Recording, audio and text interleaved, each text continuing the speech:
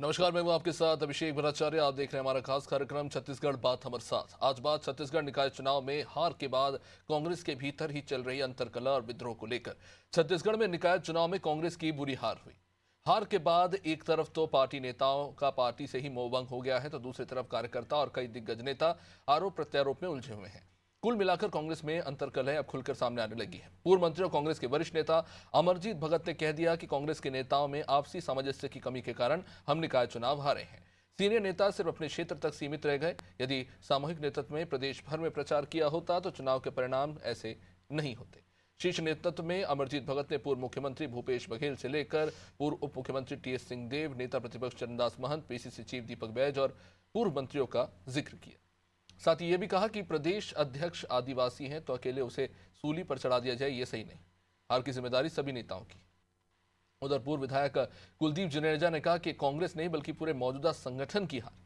जुनेजा ने संगठन में संभावित खरीद फरोख्त की जांच की मांग को लेकर भी पत्र लिख दिया है और उम्मीद जताई है कि इस पर निष्पक्ष जांच होगी। दूसरी तरफ राजनांदगांव के ग्रामीण कांग्रेस अध्यक्ष भगवती साहू ने तो कांग्रेस को ही छोड़ दिया। कांग्रेस के इस आंतरिक माहौल पर पूर्व मंत्री शिव डहरिया का कहना है कि चुनाव हारने के बाद इस तरह की बातें सामने आती हैं। वहीं भाजपा ने कांग्रेस के भीतर खरीद फरोख्त को निशाना बनाया।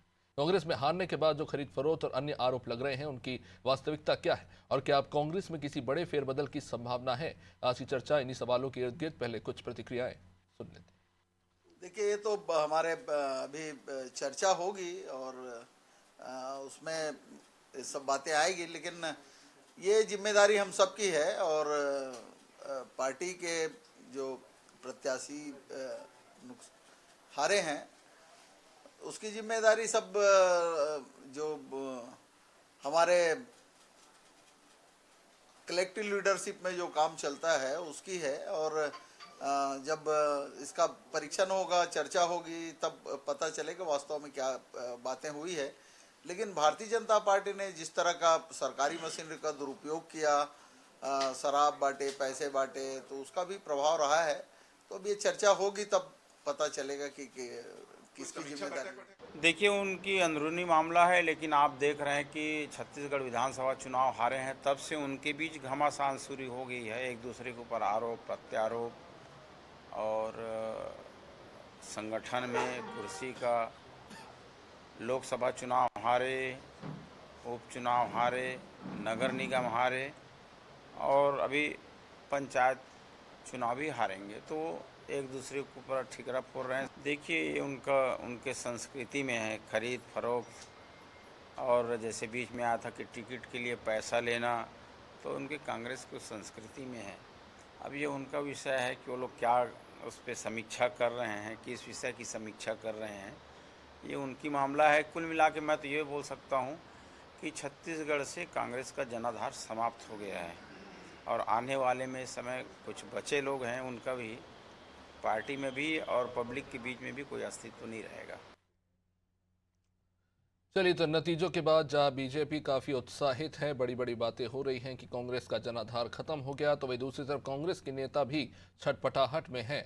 आखिर कैसे तय करें कि हार का क्या कारण था? कोई पार्टी के शीर्ष नेताओं को जिम्मेदार ठहरा रहा है, कोई प्रत्याशी चयन को लेकर हुई गफलत को लेकर सवाल उठा रहा है। तमाम तरह के आरोप प्रत्यारोप चल रहे हैं। तो हमारे साथ आज जुड़ रहे हैं इसी पर चर्चा करने के लिए बीजेपी से रविंद्र सिंह, कुछ ही देर में कांग्रेस से श्रुति शुक्ला हमारे साथ जुड़ेंगे, गंगेश द्विवेदी, चलिए वो भी जुड़ गए हैं, गंगेश द्विवेदी वरिष्ठ पत्रकार भी हमारे साथ जुड़ चुके हैं। बहुत बहुत स्वागत आप सभी का।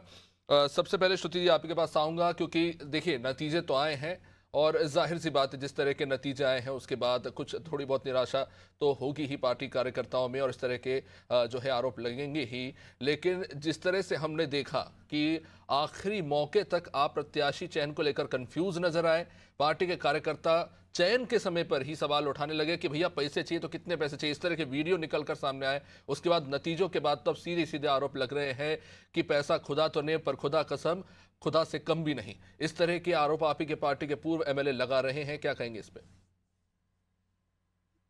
जी, सबसे पहले तो आप सभी को मेरा सादर जय जोहार। और देखिए अभिषेक जी, अगर मैं सबसे पहले आपका प्रश्न था प्रत्याशी चयन को लेकर के, तो उस पर मैं बता दूं कि देखिए मैं भी कांग्रेस पार्टी से प्रत्याशी थी, तो मुझे तो ऐसा कहीं भी नहीं लगा कि प्रत्याशी चयन में कोई परेशानी आई है या मतलब बहुत मुश्किल से प्रत्याशियों का चयन हुआ है या टिकट को लेकर खरीद फरोख्त हुआ है। होता क्या है अभिषेक जी की पार्टी होती है एक परिवार, निश्चित ही परिवार में मतभेद होता है लेकिन मनभेद नहीं होता है। अब जैसे कि कांग्रेस पार्टी की अभी जो स्थिति है, जो संकट का दौर चल रहा है, तो निश्चित ही अनेक प्रकार के प्रश्न चिन्ह पार्टी के ऊपर लग रहे हैं, अनेक प्रकार की बातें लोग मतलब नाराज हैं, निराश हैं, हतोत्साहित हैं, तो अनेक प्रकार की बातें लोग करते हैं।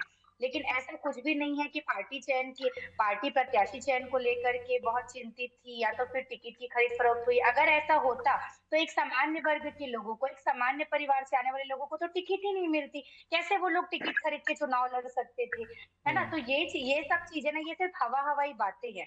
मैं सिर्फ भारतीय, और ये मुझे लगता है कहीं ना कहीं बीजेपी का एक प्रमुख एजेंडा बन गया है कि अगर कांग्रेस पार्टी के ऊपर आरोप लगाना है तो बस कैसे भी करके आरोप लगाया जाए। अभिषेक जी, एक बात मैं इस डिबेट के माध्यम से भारतीय जनता पार्टी के हमारे जो प्रवक्ता जुड़े, हमारे बड़े भाई, और ये चैनल में हमारे जो दर्शक देख रहे होंगे, उन्हें मैं एक बात मतलब कहना चाहूंगी इस डिबेट के माध्यम से कि निश्चित ही जनता का आशीर्वाद अगर भारतीय जनता पार्टी को मिला है तो भारतीय जनता पार्टी के नेताओं का ये दायित्व बनता है कि इधर उधर की बातें ना करके जनता का जो आशीर्वाद इन्हें मिला है ना, तो ये विकास कार्यों पर तेजी से ध्यान दे, ना कि जनता की भावनाओं से खेलने का या विपक्षी पार्टियों के ऊपर आरोप लगाने का या इधर उधर की बातें करके नहीं, दूसरे टाइप का पर माहौल श्रुति जी, क्रिएट करने का बीजेपी को काम तो करने की जरूरत आवश्यकता बीजेपी को नहीं है। जरूरत नहीं है। देखिए, जो आंकड़े निकल कर आए हैं वो अपने आप में ही सवाल खड़े कर रहे हैं। 173 निकायों में से अगर आप सिर्फ 30 पर जीतते हैं, इस तरह सिमटते हैं। उसके बाद भी हमने देखा भूपेश बघेल जी से जब सवाल किया गया तो उन्होंने निश्चित रूप से ये बात स्वीकारा कि ये बहुत बड़ी हार है कांग्रेस के लिए, लेकिन फिर भी बड़ी जिम्मेदारी से उन्होंने ये बात कही कि मैं अपनी बात पार्टी फोरम पे रखूंगा। कुछ इसी तरह की नपातोला जवाब टी एस सिंहदेव जी की तरफ से भी आया कि वो पार्टी फोरम पे बात रखेंगे, मूल जो मुद्दे हैं उन्होंने अपनी तरफ से रख दिए। लेकिन उसके बाद अगर हम देखें कुलदीप जुनेजा जी, जिसके खिलाफ मेरे ख्याल से भी थोड़ी देर पहले कहा कि पार्टी अब कार्रवाई करेगी, उसके अलावा अमरजीत भगत जी, शिव डहरिया जी कलेक्टिव लीडरशिप की बात तो कर रहे हैं लेकिन वो नजर आती नहीं है। पार्टी की 4 जो बड़े नेता हैं उनके ऊपर लगातार आरोप लग रहे हैं, तो बीजेपी को जरूरत ही नहीं है आरोप लगाने के लिए, आपके पार्टी के खुद के नेता आरोप लगा रहे हैं। देखिए अभिषेक जी, ऐसा कई बार होता है जब हमने देखा है कि भारतीय जनता पार्टी के भी कई नेता और कार्यकर्ता खुल करके इन सब चीजों को बोलते हैं। इस चीज का तो प्रूफ भी है हमारे पास। जब मतलब बस्तर के एक विधायक जब शहीद हुए थे, भीमा मंडावी, तो पिछले विधानसभा में जब उपचुनाव हुआ था तो उस समय समय उनकी बेटी ने आरोप लगाया था कि उनको टिकट नहीं दिया, पार्टी ने उनके साथ अन्याय किया है। तो ऐसा होता है। और रही बात कुलदीप जुनेजा जी की, तो मैंने वही कहा कि कई बार जो नेता है ये आपसी या तो इनकी कुछ परेशानी होगी या हतोत्साहित निराशा जो भी होगी जिसके कारण ये ऐसे स्टेटमेंट देते हैं, देना तो नहीं चाहिए। तो उसके लिए हम पूरी पार्टी को उस चीज में सवालिया में खड़े नहीं कर सकते हैं। वो और वो एक तो बात ये मैं तक आपको कह रहे हैं कि बताना साहब मैंने चाहूंगी, तो सिर्फ एक टिकट के लिए सिफारिश की थी, अच्छा कर्मठ कार्यकर्ता था, चरणदास महंत जी से लेके भूपेश बघेल जी तक सबके आगे हाथ जोड़े, पर किसी ने बात ही नहीं सुनी। पार्टी फोरम में उनको पैनल का सदस्य तो बना दिया गया, लेकिन जब अब प्रत्याशी वो सिलेक्शन अभिषेक की जी, बात आई तो उनको सुना ही नहीं गया। अभिषेक जी, अब ये तो जी पार्टी का बहुत मतलब सर्वोच्च निर्णय होता है जिस पर हम, मेरे जैसी एक छोटी कार्यकर्ता बहुत कुछ तो बता नहीं सकती, लेकिन अपने अनुभव से बस इतना ही कहना चाहूंगी कि जी पार्टी अभी बहुत ही संकट के दौर से कांग्रेस पार्टी गुजर रही है। ऐसे समय में लोगों का निराशाजनक बातें करना, हतोत्साहित करना या एक दूसरे के ऊपर आरोप प्रत्यारोप, ये तो चलते रहेगा। और एक चीज आपको और बताऊंगी कि देखिए, आज पंचायत चुनाव चालू हो चुके हैं। पंचायत चुनाव का पहले चरण का मतदान कल हो चुका है और आप देखेंगे कि मतदान बैलेट पेपर से हुआ और मतलब बहुत अधिक संख्या में कांग्रेस समर्थित प्रत्याशी, कांग्रेस से अधिकृत प्रत्याशी जीत करके आए हैं। तो मुझे लगता है कि कहीं ना कहीं भारतीय जनता पार्टी को पता नहीं ईवीएम से चुनाव कराने में इन्हें क्या इतना ज्यादा इंटरेस्ट है। एक बार ये लोग, मैं बोलती हूँ, अगर इन्हें अपनी जमीन भापनी है तो विधानसभा, लोकसभा, नगरीय निकाय चुनाव भी ये लोग एक बार जो है बैलेट पेपर से करा करके देखे, क्योंकि नगरीय निकाय चुनाव के लिए भी आदेश आया था कि ये चुनाव बैलेट पेपर से होगा, लेकिन ठीक। अंततः पता नहीं इन्होंने अपनी जमीन भाप ली थी या जो भी रहा होगा इनका, इन्होंने फैसला ले लिया ईवीएम से चुनाव कराने का। और ईवीएम मशीन भी इस बार पब्लिक के लिए एकदम नई थी। एक ही मशीन में अध्यक्ष और प्रत्याशी दोनों को चयनित करना था। तो अनेक प्रकार के प्रोपेगेंडा के तहत भारतीय जनता पार्टी, अनेक प्रकार की चाल और साजिश के तहत इन्होंने चुनाव लड़ा है। तो अब आगे अगर ठीक है, अगर जनता का आशीर्वाद इन्हें मिल गया है तो अच्छी बात है। ठीक बस ठीक है, ये जवाब दूसरे ले लोगों लेते से हैं। खींचा पार्टी रविंद्र जी, छोड़ के अपनी रविंद्र जी, पार्टियों को कांग्रेस की अपना हार पे तो बहुत बात हो गई, बीजेपी की जीत को लेकर भी काफी सारे जो है सवाल उठ रहे हैं। एक तो जो श्रुति जी कह रही है ईवीएम, दूसरा ये कि आप एंड मौके तक तय करते रह गए कि ईवीएम से पहले कहा गया कि ईवीएम से देरी हो रही है इसलिए फिर हम बैलेट से कराएंगे, फिर कहा जो है नगर पंचायत के चुनाव जो है वो बैलेट से होंगे, बाकी ईवीएम से होंगे। उसके बाद बार बार डेट जो है डिले होती चली गई और कहीं ना कहीं ऐसा कहा जा रहा है कि इसमें कांग्रेस कंफ्यूज होती चली गई, जो चीज बीजेपी के फेवर में काम कर गई। सबसे बड़ी बात तो है कांग्रेस की प्रवक्ता ही है, तो न तैयारी है न इनको जानकारी है। बोलती कांग्रेस के मतलब पंचायत के चुनाव आज से प्रारंभ हो गए, कल से रिजल्ट भी आ गए, जिला पंचायतों के रिजल्ट आ गए, जनपदों के आ गए, सरपंचों के आ गए। आपको फर्स्ट पेज का चुनाव हो गया, रिजल्ट आ गया और आप बोलती चुनाव हो रहा है और आप परिणाम देख लीजिए, गलतफहमी दूर हो जाएगी कि बैलेट पेपर से चुनाव हुआ और मैक्सिमम जगह जिला पंचायत भारतीय जनता पार्टी के लोग जीत के आ रहे हैं, और क्या कहते हैं जनपद जीत के आ रहे हैं, सरपंच जीत के आ रहे हैं। अब होगी आपकी गलतफहमी दूर कि ईवीएम को दोष देते थे, अब बैलेट पेपर से भी करा के देख लिए, उसमें भी पराजय हो चुका। सबसे बड़ी बात है भैया, कांग्रेस में हाहाकार मचा है, भगदड़ मचा है, हताशा और निराशा का ऐसा दौर। अरे हम भी तो 5 साल सत्ता से बाहर थे, हमें तो ऐसा कोई हताशा निराशा नहीं था। इनके रोज नेताओं के बयान आ रहे हैं। आपने कहा कि राजनांदगांव का एक जिला अध्यक्ष इस्तीफा दे दिया, क्या बोला उसने इस्तीफा देते हुए? खुद वो जिला पंचायत लड़ रहा था, हार गया, बोले भूपेश बघेल ने और ये सबने मिलकर हरा दिया। और मैंने पहले ही कहा था कि मेरे विरुद्ध गद्दारी हो रही है, कम से कम संभालो, किसी ने नहीं संभाला। पैसे की बात है, हम पैसे की बात की बात कर रहे हैं। इनके खुद के प्रत्याशी लोग आरोप लगा रहे हैं अपने नेता पे, इनके चलनी में 1000 छेद है और हमको दोष देते हैं। तो भैया कांग्रेस की रीति नीति हो सकती, इसीलिए बर्बादी के कगार नहीं, चलिए रविंद्र जी, कांग्रेस के अपने कार्यकर्ताओं ने तो आरोप लगाया, लेकिन आरोप आपके ऊपर भी लगाया कि इस बीजेपी संसाधनों से परिपूर्ण है, जमकर शराब और चिकन बांटा गया है। टीएस सिंहदेव जी ने ये आरोप लगाए। भैया एक चीज बताइए, हम पे आरोप लगाते हैं कि हम सत्ता का दुरुपयोग करते हैं, हम शराब बांटते हैं, हम ये करते हैं। जब हम सत्ता पे नहीं थे, इनके कांग्रेस की सरकार थी, तब क्या हम कैसे आ गए? हमने तो आरोप नहीं लगाया कि कांग्रेस ने क्या बांटा क्या नहीं किया, हम अपनी नीतियों पे चले, कांग्रेस की असफलताओं को गिनाए, उसके आधार पे हम सत्ता पे आए। और सबसे बड़ी बात है, कितने आरोप लगाएंगे? इसके पहले अपन जब ये जिला पंचायत का वो नहीं आया था, चुनाव का परिणाम और नगरीय निकाय चुनाव का परिणाम, ये क्या कहते थे? शायद सरकार फ्लॉप होगी, शायद सरकार कुछ नहीं करी, शायद सरकार पूरी तरह जनता के विश्वास को दिए। देखिएगा कैसे इनका नगरीय निकाय में, जिला पंचायतों के चुनाव में सुपड़ा साफ हुआ। अब इन्होंने ये कहते थे, हम तो आ गए 10 के 10 नगर निगम में आ गए, उसके बाद जिला पंचायत जो ये बोलते थे वो तो अपोजिट हो गया ना, जनता ने अस्वीकार कर दिया ना। तो ये जो बोलते थे वो तो झूठा आप ही आप साबित हो गया, हमने नहीं किया, जनता ने कर दिया। तो ये कितने बहाने बनाएंगे? अच्छा, अब अच्छा, क्या एक बहाने चीज, बनाएंगे? ईवीएम का बहाना, एक चीज बड़ी, हाँ, टीएस सिंहदेव जी की एक बात में बड़ी साफगोई देखने को मिली, परिसीमन को लेकर जो उन्होंने स्टेटमेंट दिया कि देखिए परिसीमन के मामले में सभी राजनीतिक दल थोड़ा बहुत तो करते हैं, ये बड़ी अच्छी बात थी साफगोई की। लेकिन उन्होंने आंकड़े भी दिए कि 26 कई वार्ड 2600 का है, कई 1200 का है, कई 4400 का वार्ड हो गया। तो बोल रहे कि परिसीमन जानबूझ के इस तरह गफलत की गई जो आपकी पार्टी को फेवर कर गया। सबसे बड़ी बात है, यदि परिसीमन करते हैं और किसी का गफलत करके या किसी का सपोर्ट करके, तो उस दावा आपत्ति प्रस्तुत होता है भाई, और दावा आपत्ति प्रस्तुत होने के बावजूद नहीं माना जाता तो आप हाई कोर्ट में चल दो। इनको किस पे भरोसा है बताइए? क्या भारतीय जनता पार्टी का कार्यकर्ता बैठ के परिसीमन बना देता है? एक अलग से अधिकारी नियुक्त होते हैं और उसके विरुद्ध भी आप कोर्ट जा सकते हैं। इन्होंने गए कोर्ट भी गए थे, शायद परिसीमन के लिए गलत हो रहा है, बयान दिया था, नहीं माना। तो मैं ये कहता हूँ, मैं बैठ के अभी भी डिबेट में ही देखना चाहता हूँ, मेरी तो इच्छा है मैं आराम से सुनता रहूं कांग्रेस के प्रवक्ताओं को। ये कितने बहाने ला सकते हैं हार के, और कितने बहाने और बनाएंगे? अरे उसके बजाय अपनी नीतियों पे चिंतन कर लो, अपनी रीतियों पे चिंतन कर लो, अपने कार्यकर्ताओं को संभाल लो। कम से कम लोकतंत्र में विपक्ष की जिम्मेदारी, उसको सही कर लो अपनी। उसको कब तक छिपाएंगे गलतियों को? ठीक, गंगेश जी सभी, ठीक है, गंगेश जी सभी को सुन रहे हैं इतनी देर से। सर, ये जो आंकड़े आए हैं, मतलब अगर भूपेश बघेल जी की सरकार में जब कांग्रेस जीती थी तब भी ऐसी स्थिति बीजेपी की नहीं थी। इस बार इस तरह के हालात देखने को मिले हैं, तमाम तरह के एनालिसिस हो रहे हैं, अभी भी चल रहे हैं। ये जो हालात हैं इस वक्त और जिस तरह के बयान कांग्रेस पार्टी के अंदर से, बड़े नेताओं की तरफ से भी, एक्स एमएलएस की तरफ से भी, और कुछ बागी जो निर्दलीय होते हुए जीत गए, उन्होंने जो बयान दिए हैं उसे किस तरह से ले? देखिए, निश्चित तौर पर कांग्रेस पे गुटबाजी हावी हो गई और तालमेल नहीं रहा। इसी का परिणाम है कि सीटें कम हो गई। और उसके साथ ही जनाधार भी घटा है, एकदम से साफ नहीं हुआ है। 36% से अधिक वोट अभी भी पड़े कांग्रेस को, जो काफी रिमार्केबल है। कांग्रेस की काफी संख्या में लोगों ने पसंद किया और डाला है। ठीक है, सीटें कम आई, लेकिन इसका मतलब ये है कि कांग्रेस को वापस एक बार सोचने की जरूरत है कि हम कहाँ कहाँ किन किन मुद्दों पे पिट गए। एक तो सबसे बड़ी बात जो लगातार बगावत हुई चुनाव के वक्त, अपने पुराने खासतौर पे जो पुराने पार्षद प्रत्याशी थे वही कई जगहों पे वो खड़े हो गए दोबारा, और इसी का परिणाम है कि जो निर्दलियों का वोटिंग परसेंटेज 16% पहुंच गया। निर्दलीय वोटिंग परसेंट में मुझे लगता है बड़ा कंट्रीब्यूशन जो है बागियों का, और यही बगावत भाजपा में भी, ऐसा नहीं खाली कांग्रेस में ही। लेकिन भाजपाइयों ने ज्यादा बेहतर तरीके से अपने लोगों को मैनेज कर दिया समय रहते, और कांग्रेस वो नहीं कर पाई। इसका परिणाम ये हो कि बहुत जगह पे उनके कैंडिडेट जीत के नहीं आए।